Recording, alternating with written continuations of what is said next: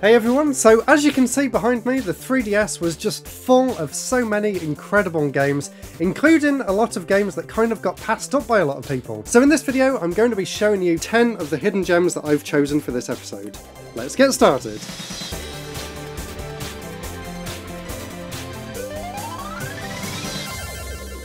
So the first game on my list is Sayonara Umihara Kawase. That took me a lot of attempts to get that title out just now, but the game is fantastic. It's one of my all-time favourite game series.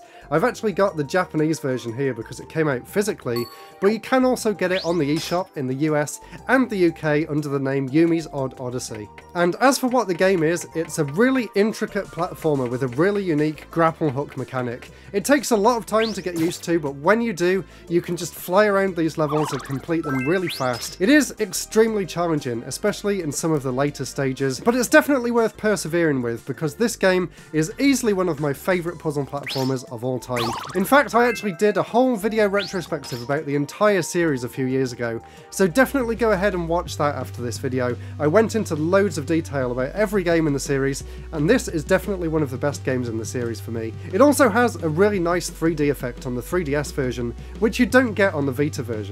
Number 9 is a spin-off of another one of my favourite game series. This is Project Mirai DX, and this is a spin-off of the Project Diva series, which is a great series of games, mostly on Sony consoles, on the PSP, on the Vita, and on the PlayStation 3 and 4 as well. But this version for the 3DS is quite different, and it did take me a lot of getting used to with the controls as well, because I was not used to using Nintendo's A, B, X and Y buttons. I am so used to using the PlayStation controls that it really took me a while to get my head around playing this game. But once I did, what is here is another really great rhythm game. It does share a lot of the same songs as the PlayStation games, but that doesn't really matter because they're amazing songs, and the gameplay is slightly different here, where the music notes actually follow a set path rather than coming in from the sides of the screen. It also has a really nice chibi aesthetic, and it actually has 3D visuals for all of the songs too. So if you enjoy Project Diva and you want to try out something quite different, then definitely give Project Mirai a chance. Now next is another game by Sega, this time a pretty unheard of RPG, and this is actually the 4th entry in the series. This is 7th Dragon Code VFD, and yes, it's kind of weird that we only got the 4th entry in a long-running RPG franchise, but it doesn't really matter because this game can be played standalone, and what is here is really interesting. It's kind of a time travel RPG. It's very much a typical turn-based RPG, but I love the graphics. It also has music by Yuzo Koshiro, which I didn't even know when I picked this up.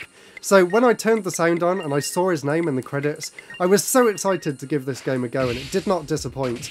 It has a really great turn-based battle system, and it seems like the story is really interesting. I'm only about 5 hours in so far, but I am definitely planning to revisit it more in the future, and I've heard really good things about this game. So if you're into RPGs and you want to try something a little bit different for the 3DS, then definitely give 7th Dragon a try. And I know there are a lot of other RPGs for the system, but if you saw my previous video, I didn't really bring up any RPGs, and that is because when the 3DS came out, I was actually at uni, and I didn't really have time to sit down and play those long-winded RPGs, like the Dragon Quest series, like the Final Fantasy series. I do have some of them, as you can see in the background, and I do expect that I'll be going to play some of them very soon as well. So let me know down in the comments below which RPGs for the system you think I should try and check out. Now, changing genres completely, this is Epic Mickey Power of Illusion. And yes, although it's a Mickey Mouse game, I do consider this one personally to be a hidden gem because it's nothing like the other Epic Mickey games. This game here is actually a really nice 2D pixel-based side-scrolling platformer, and it has a really interesting mechanic where you can draw certain patterns on the bottom screen to make items appear or disappear on the top main screen as well, and you're going around these really interesting levels and saving other Disney characters that then go taken back to the castle, and then you can go and interact with them and build up a different set of skills or kind of extra abilities to help you further in the game.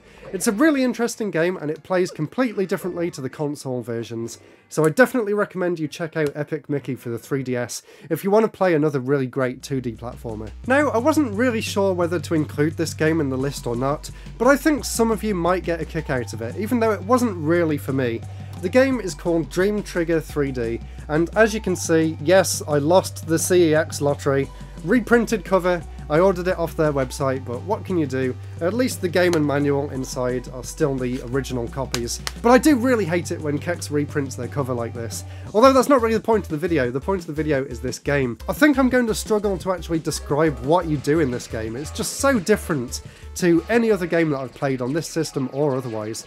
Basically, on the top screen you've got this really nice 3D layered background going past, but the whole screen actually takes place on a flat plane, and you're moving around this ship. It changes depending on the levels, and basically, well, I say basically, but it's actually really complicated. So on the bottom screen you have a rhythm bar that goes across, and as it's going across you can draw points on the screen, and you can also see the enemies' silhouettes on the bottom screen as well, but you can't actually see the enemies, you just see their silhouettes.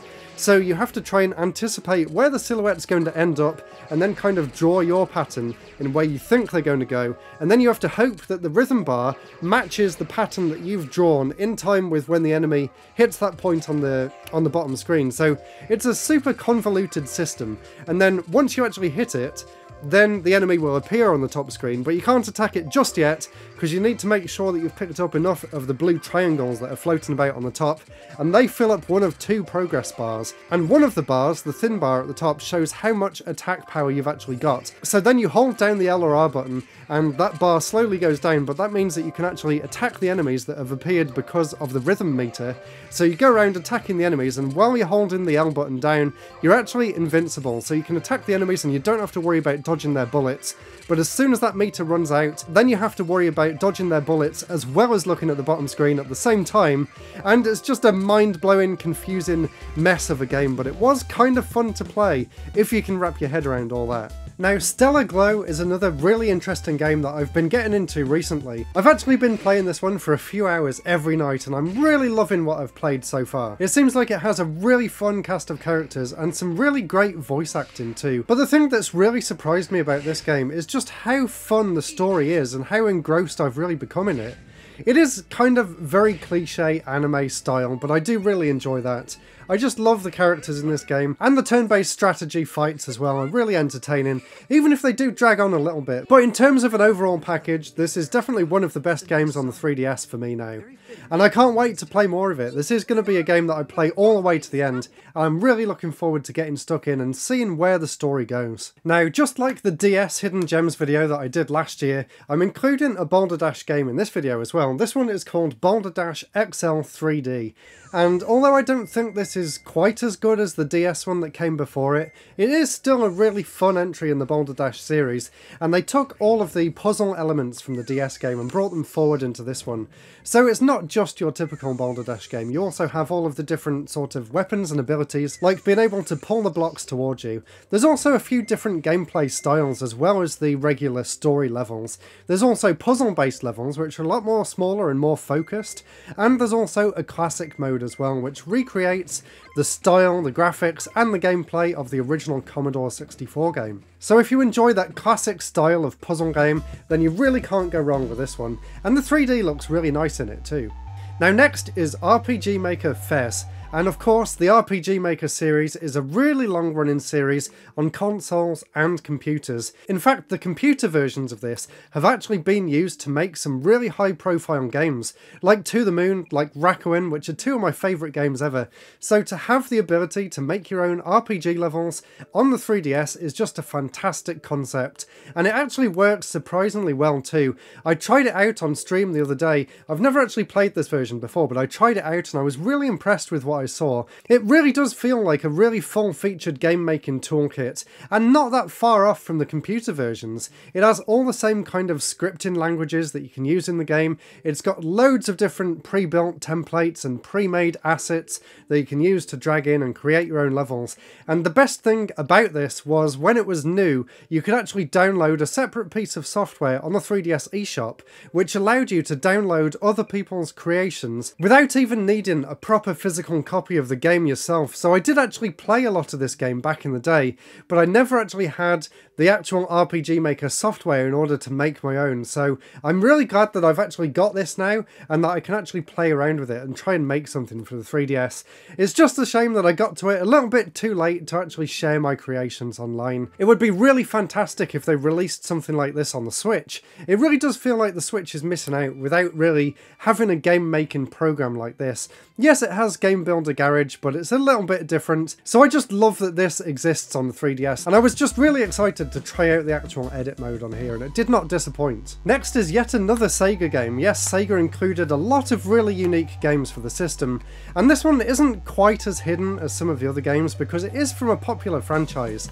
That is Shinobi for the 3DS, but I believe that a lot of people passed this game up when it was new, so I'm going to highlight it here. So Shinobi on the 3DS is just a fantastic 2.5D action game. It takes everything that was good about all of the other Shinobi games and just creates a brand new experience with new levels and new interstage sections. And the controls are really great too. There's also a parry move, which is kind of difficult to pull off, but it really helps out in battle. I really enjoy playing it on hard mode as well and seeing just how far I can get. It really is quite an addicting game. It's not quite as fast-paced as some of the earlier games in the series, but what is here is fantastic, and it's definitely one of the highlights on the 3DS library. So don't pass this one up just because it seems like it was kind of a cheap release or a little bit generic. It really is a full-featured Shinobi game, and it should be seen with the high level of respect as the other games in the series, in my opinion. And next is a game that actually only came out last year, and I did a review on it when it came out at the time. This is Andro Dunos 2, and maybe I was a little bit too harsh in my review because I did go back and play it afterwards, and it is a really well polished 2D shoot 'em up, and that's not really a genre that you see on the 3DS at all, so just the fact that this game exists at all is fantastic. But putting aside the fact that this version of the game is technically inferior to every other port, behind all that is a really well made game, and if you can get past the slightly slow frame rate and the slightly stretched visuals, it is a fantastic arcade style shoot 'em up. Definitely one of the best in the genre on any system, not even the 3DS. Although I do recommend getting the Switch version, but if you do want a really interesting game for the 3DS, then you can actually still buy this game brand new. So I'll put a link in the description and try and get yourselves a copy while it's still on sale because I think it will sell out quite soon. Please let me know down in the comments below what other 3DS games you think I'd be interested in. And if you did enjoy this video and you want to see my top 15 games, then click the video up there and watch that one next.